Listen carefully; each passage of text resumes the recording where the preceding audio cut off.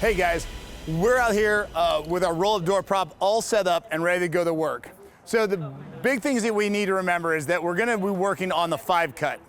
So a 5-cut is a down cut, and because I'm right-handed, I typically go to the right side of the door. So I'm gonna do a down cut. Okay, that's my first cut on a sheet curtain. And maybe I should have mentioned that earlier. This is a sheet curtain. It can be identified because it has a seam in it.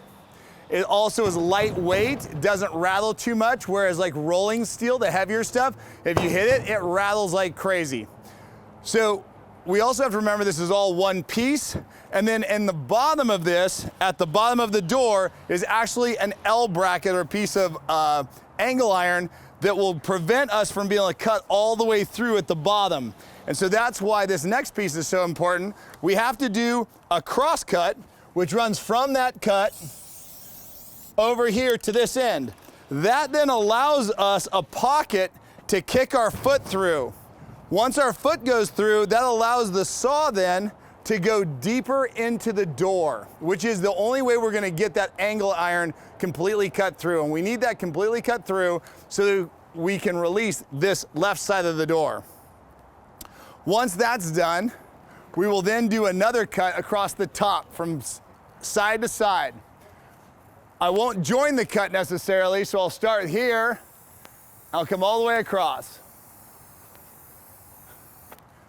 That's my top cut. So my top cut's important. Now, that's probably a little bit high in all reality. Even when I post a saw, it's only gonna be about this high, about the top of my head, possibly. One of the things I've seen a lot of people do is they try and hold the saw up really high, and then what we always see is that line that's walking downward across the door, right? So try and post the saw appropriately and then move it in side to side.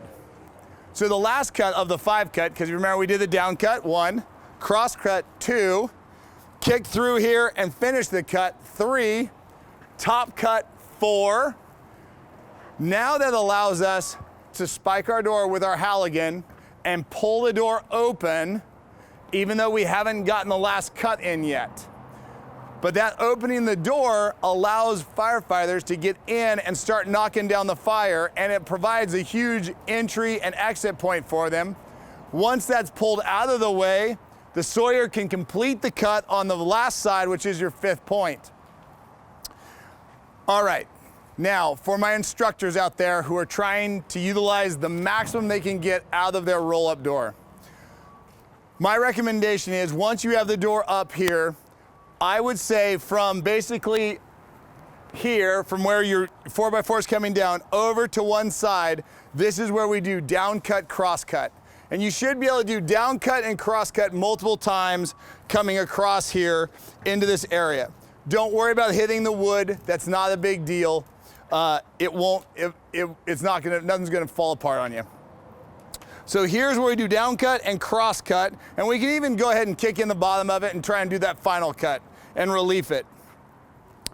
For the middle of the door, between basically the two 4x4s, that's where we're gonna do all of our walking cuts, right? All of our posting the saw and walking it across the door and getting that nice even cut. Now, this will be a good opportunity to watch your students to see how level the saw stays. Do they tilt the saw so they're actually causing it to cut at the back side of the saw blade and the front side of the saw blade? There's a lot of really cool things you can do to coach people as they're walking down this. Again, I would highly not recommend that you have people try and do this over their heads, because that's definitely gonna angle that cut over 12 to 16 feet. And finally, if your down cut, cross cut on your far right side gets used up and you've cut between the two 4x4s, you can use this section for down cut, cross cut in the opposite direction. So for my instructors, I think that's the best way to get the most use out of a single roll-up door. Now go breach some roll-up doors.